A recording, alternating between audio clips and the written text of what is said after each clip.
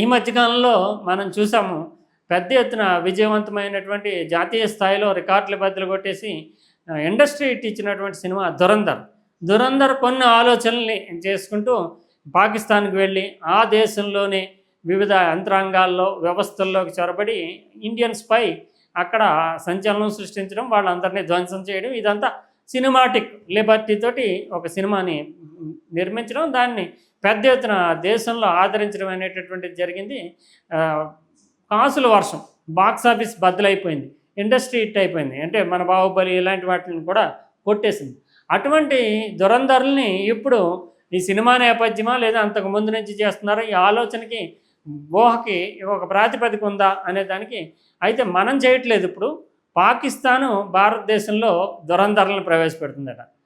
ముఖ్యంగా జమ్మూ అండ్ కాశ్మీర్ ఇతరత్ర, ఎందుకంటే ఆల్రెడీ పాకిస్తాన్కి చెందినటువంటి వాళ్ళు అక్కడ పనిచేసేటటువంటి విభాగాలు లేదంటే ఉగ్రవాదులు రకరకాల ముసుగుల్లో అక్కడ పనిచేస్తూ ఉంటారు, స్లీపర్ సెల్స్ ఉంటాయి. ఇవన్నీ ఉన్న నేపథ్యంలో పాకిస్తాను భారతదేశంలో విధ్వంసాన్ని లేదా రకరకాల కార్యకలాపాలని సృష్టించడానికి 'ధురంధర్'ని భారతదేశంలో ప్రవేశపెట్టింది అనేది మీడియాలో రిపోర్ట్ అయినటువంటి విషయం ఇది. అయితే ఎలా ప్రవేశపెడుతున్నారంటే ఇక్కడికి వెళ్ళి ఏదో ముఠాలో చేరి ముఠాలో భాగంగా పనిచేయడం కాకుండా జాతీయ పార్టీలు అంటే కాంగ్రెస్ పార్టీ కావచ్చు, లేదంటే బీజేపీ కావచ్చు, ప్రాంతీయ పార్టీలు పీడీపీ లాంటి దాంట్లో చేరితే ఎవరు పట్టించుకోరు. కానీ జాతీయ పార్టీల్లో సభ్యత్వం తీసుకుని జాతీయ పార్టీలో పనిచేస్తూ ఉంటారు. వాళ్ళ యాక్టివిటీ వాళ్ళు ఏదో ప్రొఫెషన్ చేస్తూ ఉంటారు. ఇంటర్నల్గా స్లీపర్ సెల్ కింద వాళ్ళు ఈ ఉగ్రవాద కార్యకలాపాలకి ఉగ్రవాదులు ఎవరైనా వచ్చినప్పుడు ఆశ్రయం ఇవ్వడం, వాళ్ళకి ట్రాన్స్పోర్టేషను, లాజిస్టిక్స్ ఇవ్వడము, ఆయుధాలకు సంబంధించినటువంటి దాంట్లో అందించడం, ఇలాంటివి చేస్తూ ఉంటారు. వాళ్ళు ఆ 'ధురంధర్'లు ఎవరు ఏంటి అనే దానికి చెప్పారు. తర్వాత మ్యాజిక్ లాంతర్ అనేటటువంటి ఒక విధానాన్ని కూడా అమలు ఉంది. ఈ మధ్యకాలంలో మనకి హైదరాబాద్లో విజయవాడలో కొంతమంది మ్యాజిక్ లాంతర్ ద్వారా ఆకర్షితులయ్యారు. అంటే వీళ్ళు సోషల్ మీడియాలో, ఇన్స్టాలో కానీ ఫేస్బుక్లో కానీ పెడుతున్నటువంటి పోస్టుల్ని గమనించి వాళ్ళలో కొంత మతపరమైనటువంటి భావనలు కానీ లేదంటే వైరల్గా కొంత హింసా ప్రవృత్తితో కూడినటువంటి భావనలు కానీ ఉన్నట్లుగా గమనిస్తే, అంటే వాళ్ళు సాధారణంగా జనరల్ ఎంటర్టైన్మెంట్ రీల్స్ కాకుండా మతపరమైనటువంటి అంశాలు కానీ లేదా తుపాకులు పట్టుకుని ఉన్నట్లుగా కానీ ఏదో వాళ్ళు ఉంటే అలాంటి వాళ్ళని గుర్తించి వాళ్ళకి సపోర్ట్ చేసే విధంగా లైక్లు, కామెంట్స్ ఇవన్నీ చేస్తూ వాళ్ళని క్రమక్రమంగా, అంటే ఒక దీపం చుట్టూ ఎలాగైతే చుట్టూ చిన్నెలు అవి చేరతాయో, దీప పురుగులు చేరతాయో, చేరి చివరికి మాడిపోతాయి, అలాగా మ్యాజిక్ లాంతర్ విధానం ద్వారా క్రమక్రమంగా ఆకర్షించి ఆ వలయంలోకి, ఏంటంటే ఆ ముఠాల వలయంలోకి లాగుతున్నారు అనేటటువంటి తోటి ఇక 'ధురంధర్'లు ఎలాగా ఏంటి అనేది మొత్తం ఇచ్చారు. తర్వాత ఇండియా పాకిస్తాన్ బార్డర్ ఏదైతే ఉందో ఆ బార్డర్ దగ్గర ఎల్ఓసి దగ్గర అటువైపు ఈ మనకి సెల్ టవర్స్ అన్నీ ఏర్పాటు చేసి, పాకిస్తాన్ సెల్ టవర్స్ ఏర్పాటు చేసి, ఈ దేశంలో ఎప్పటికే దొరికిపోయినటువంటి ఉగ్రవాదులు జైళ్లలో ఉంటే వాళ్ళకి సమాచారం, ఎందుకంటే సిగ్నల్స్ ఆ పాకిస్తాన్ సిగ్నల్స్ అందేలా చేస్తున్నారు. అవి రహస్యమైనటువంటి రేడియో ట్రాన్స్మిషన్ సిస్టమ్స్ అవి పెట్టుకుని, అంటే మన జైళ్ళలో కూడా చాలా వీక్నెస్లు ఉంటాయి కాబట్టి అలాగా కూడా ఇన్ఫర్మేషన్ అందడానికి, అంతేకాకుండా ఈ స్లీపర్ సెల్స్లోని ఉగ్రవాదులుగా ఉండేటటువంటి 'ధురంధర్'లు ఎవరైతే ఉన్నారో వాళ్ళు కూడా ఇండియా ఫోన్లు వాడకుండా మామూలు ఫోన్లు వాడుకుంటూ ఆ సెల్ ఫోన్ సిగ్నల్స్ ద్వారా, ఎందుకంటే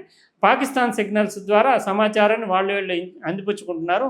ఇది చాలా పెద్ద ప్రమాదకరంగా మారిపోతుందంటూ భారత్లో పాక్ 'ధురంధర్'లు అంటూ ఒక వార్త రిపోర్ట్ అయింది.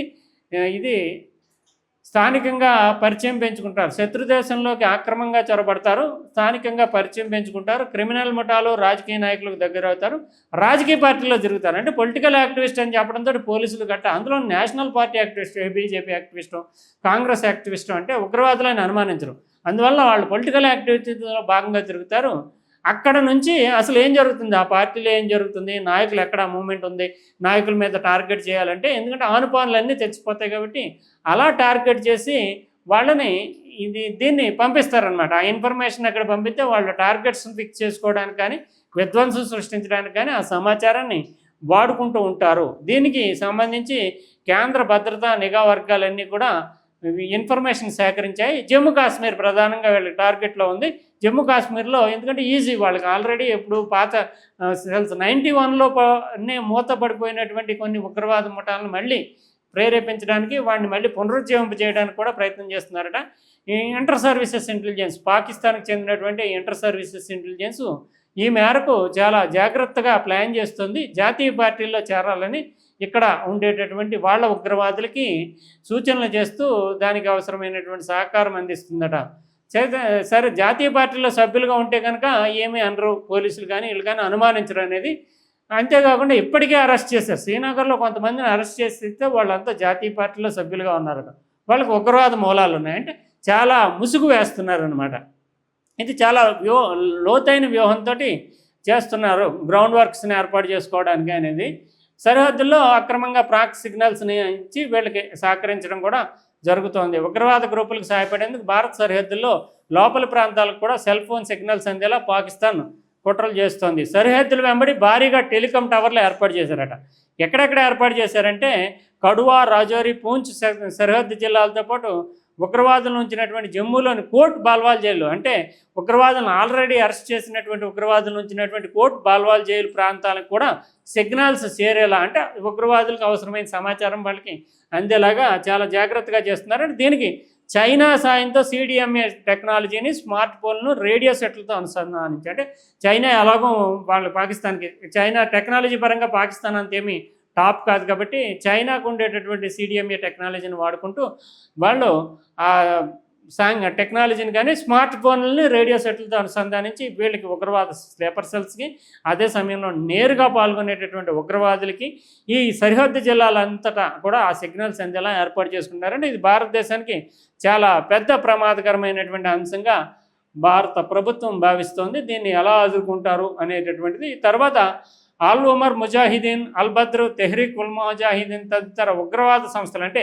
90స్లో చాలా బేభత్సం సృష్టించి జమ్మూ కాశ్మీర్ను వణికించినటువంటి ఉగ్రవాద సంస్థలు తర్వాత భారత ప్రభుత్వం తీసుకున్నటువంటి చర్యలు రకరకాల కారణాలతోటి మూతపడ్డాయి ఐస్లాండ్స్. మళ్ళీ వాటిని ఏవైతే ఉన్నాయో అల్ ఉమర్ ముజాహిదీన్ కానీ, అల్ బద్ర్ కానీ, తెహ్రీక్ ఉల్ ముజాహిదీన్ కానీ ఈ ఉగ్రవాద సంస్థలు మళ్ళీ పునరుజ్జీవింప చేస్తున్నారట. దీనికి ప్రధానంగా అక్కడ ఉండేటటువంటి ఉగ్రవాద ముఠాలు లేదంటే ఆ భావనలో ఉన్నటువంటి వాళ్ళు కారణంగా నిలుస్తూ ఉంటారు. ఏదేమైనప్పటికీ ఇది భారతదేశం నిఘా వ్యవస్థలు, అంతర్గతమైనటువంటి భద్రత మీద అనుక్షణం అప్రమత్తం కావాల్సినటువంటి అవసరాన్ని గుర్తు చేస్తుంది.